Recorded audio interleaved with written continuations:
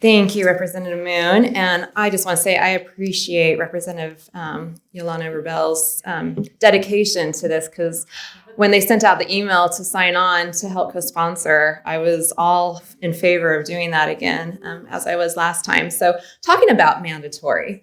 So my bill, I'll start with this. At the beginning of the session, right before the session started, I sent out a survey to people that are signed onto my email list and on Facebook and that sort of stuff. And I listed 10 different items that I thought might be a concern to people this legislative session. And I only allowed people to choose one because I wanted to keep it pretty even. And I let it run for about 3 weeks. I had over 450 responses to it.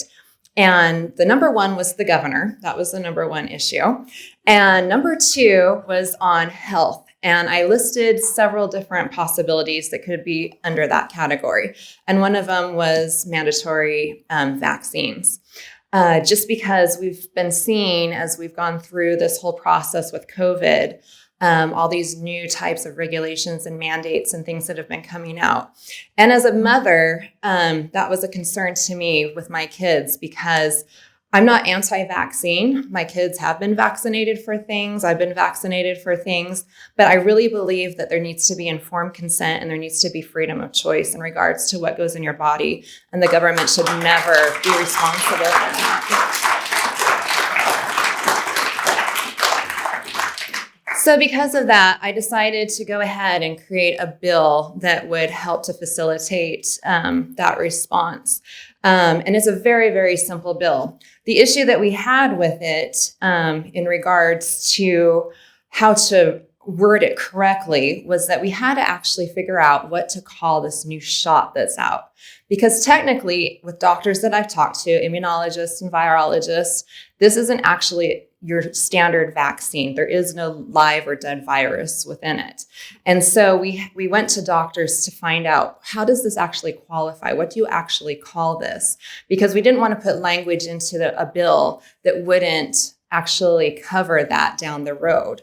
And so what they told us is, and actually Moderna, who's created one of the shots, has actually called it gene therapy. So they don't even list it as a vaccine in their own paperwork. It's gene therapy. So we came up with a change on it where it covers vaccinations, immunizations, genetic modulation, or inoculation. And again, this is not to stop people from getting it if they want to. This is just allowing choice in the matter. So in the legislature, there is a time frame for presenting and putting your bills into play. And I already knew from the get-go this was going to be a hard one to do, because both the chairman on the House and the Senate side on the Health and Welfare Committees are very pro-vaccination.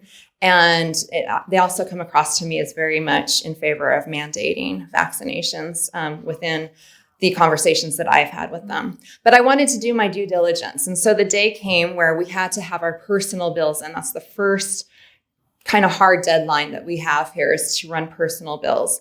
And so I did my due diligence. I talked to several other legislators on how to approach this and what to do. And it was pretty unanimous that I should at least call the chairman of the House Health and Welfare Committee, which is Chairman Wood, and just ask him what, if he'd allow this bill to be heard in his committee. So I did. He wasn't here, and I got his phone number and I gave him a call and just said, look, this is a huge concern to people, not just in Idaho, but all over the nation right now. And I really feel, because it is such a huge concern to the people, and we're here representing the people, that I believe that we should be able to have this conversation. And basically what I was told is that he was not going to allow any type of vaccination bill in his committee, that he did not believe that this would happen ever in Idaho to begin with. And if the feds did come out saying that they were going to mandate this, that there was nothing we could do about it. So that was my conversation, but I did my due diligence. So I went ahead and put this in as a personal bill, because I knew it wasn't going to see the light of day in his committee through the regular process. But that being said, I'm going to go ahead and pursue it as a personal bill and do the things that fall within the guidelines with personal bills. On the other side, though, I'm also going to look at other avenues to be able to maybe run this through a different committee by using some different language, which would create a new bill in its own essence. But what I need from you guys is that I have a petition right now online. You can find it on Facebook. I'm going to have it on my website. It's also going out in my email. And then there's going to be a second petition created. So one of them is going to handle the House side, because this is now in Ways and Means, which is kind of where bills go to die.